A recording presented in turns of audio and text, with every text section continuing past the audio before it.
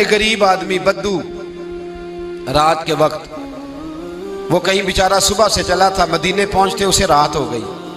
اس نے ڈرتے ہوئے نا خیمہ ہی باہر لگا لیا. جہاں رات ہوئی نا آدھی رات ہو گئی، 1-2 بجے سمجھ لے پہنچا مدینے، تو اس نے باہر نے ایک خیمہ لگا لیا.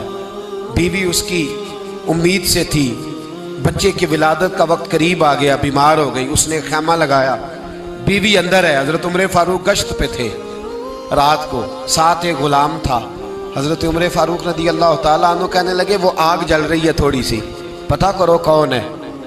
تو آپ کا غلام پتہ کرنے گیا تو بدو نے ڈانٹ دیا، کہنے لگے جاؤ تمہیں کیوں بتاؤں. حضرت عمر خود گئے، کہنے لگے مسافر بھائی بتا تو صحیح. کہنے لگا جی چھوڑے، میں آپ کو کیوں بتاؤں، میں کون ہوں، کیسے آیا ہوں. فرمایا خیمے کے اندر سے کرہنے کی آواز آتی، کوئی درد سے چیخ رہا ہے، بتا ہمیں بات کیا ہے.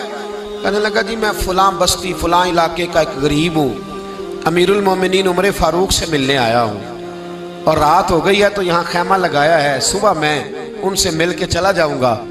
تو رات کو تکلیف دینا پسند نہیں کیا، تو میری بیوی امید سے تھی، اب بچے کی ولادت کا وقت قریب ہے، پاس کوئی نہیں. حضرت عمر کہنے لگے تو ٹھہر میں ابھی آیا.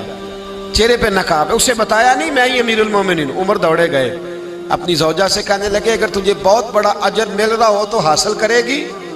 کہا کروں گی. تو کہنے لگے چل پھر میرے ساتھ، بہت بڑا اجر ہے. ایک دوست کے ہاں ولادت کا وقت ہے، ضرورت کی چیزیں ساتھ لے لو. اس عورت نے تھوڑے دانے لے لیے، گھی لے لیا. حضرت عمر سے کہنے لگی لکڑیاں اکٹھی کر لیں. امیر المومنین کونسلر کی بات نہیں بتا رہا آپ کو، میں آپ کو ایم پی اے کی بات نہیں بتا رہا، ایم این اے کی بات نہیں بتا رہا، جو 10 گاؤں کو ملا کے چیئرمین بنا اس کی بات نہیں بتا رہا، اس کی بات بتا رہا ہوں جو 22 لاکھ مربع میل کا حکمران ہے. اس کی بات بتا رہا ہوں جو گلی سے گزرے تو شیطان رستہ ہی بدل جاتا ہے. اس کی بات بتا رہا ہوں جس کے بارے میں میرے مصطفیٰ کریم صلی اللہ تعالیٰ علیہ وآلہ وسلم نے فرمایا میرا عمر تو وہ ہے کہ 950 سال حضرت جبریل بھی اس کی شان بیان کریں تو عظمت ختم نہیں ہوتی. اتنا بڑا شخص. حضرت عمر نے لکڑیاں اکٹھی کی، اینٹوں کا روڑے لے کے چولہا بنایا، پہنچ گئے. آپ کی زوجہ کہنے لگی یہ تھوڑے دانے ڈالنے، گھی ڈالنے اور ایک لکڑی لے کے اس کو ہلائیں، تیار کریں. خود زوجہ اندر چلی گئی، حضرت عمر باہر پکانے لگے. وہ بدو کہتا ہے میں اس طرح کا ان کے ساتھ بہیو کرنے لگا جیسے کو کسی چوکیدار کے ساتھ نہیں کرتا. میں نے سمجھا یہ عمر نے چوکیدار رکھے آنے جانے والے مہمانوں کا.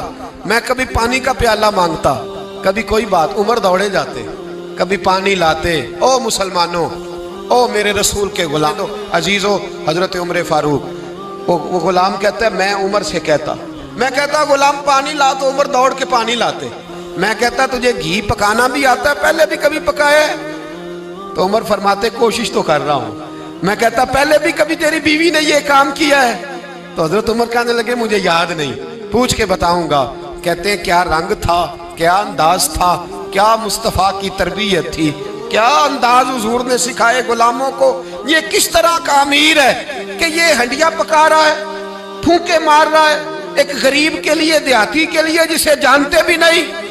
اندر اس شخص کی بیوی کے ہاں بیٹا پیدا ہوا تو حضرت عمر کی بیوی اندر سے بول کے کہنے لگی امیر المومنین مبارک ہو، آپ کے دوست کے ہاں بیٹا پیدا ہوا ہے. جب کہا نا امیر المومنین مبارک ہو تو وہ شخص کہتا ہے میرے ہاتھ کانپنے لگے اور میں اس طرح دوڑا کہ میری پگڑی گر گئی.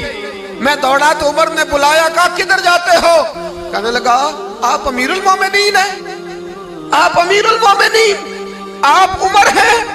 کیسر و کسرا جس کے نام سے کانپے آپ وہ ہیں جسے مصطفیٰ نے دعا مانگ کے اللہ سے مانگا، وہ والے عمر ہیں آپ. جس کے لیے علی المرتضیٰ فرماتے ہیں میں روز دعا کرتا ہوں، وہ والے عمر ہیں. جس کے بارے میں ابو بکر صدیق نے فرمایا تھا کہ میں اللہ سے کہوں گا مولا جو تیرے محبوب کی امت کے حق میں سب سے بہتر تھا میں اسے خلیفہ بنا کے، وہ والے عمر ہیں. عمر امیر المومنین کی بیوی وہ تو خاتون اول ہوتی ہے، وہ تو ملکہ ہوتی ہے، اور تیری بیوی دائی بن کر ایک غریب کے بچے کے پاس بیٹھی رہی ولادت کے وقت. عمر امیر المومنین ہو کے تیری داڑھی ساری دھومے سے بھر گئی تو ڈیوٹی کرتا رہا.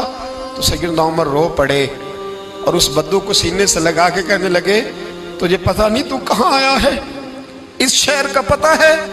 اس نے کہا حضور کہاں ہے؟ فرمایا یہ میرے نبی کا مدینہ ہے، یہ مصطفیٰ کا مدینہ ہے، یہاں امیروں کا استقبال نہیں ہوتا، یہاں غریبوں کے استقبال ہوتے۔ یہاں حضور نے اس اسٹیٹ پہ میرے رسول پاک نے وہ والا رنگ دیا ہے کہ اب غریب سر اٹھا کے جینے لگے ہیں، اب مزدوروں کو عزتیں ملنے لگی ہیں، اب یتیموں نے سر اٹھا لیا ہے کہ ہمارا کوئی سننے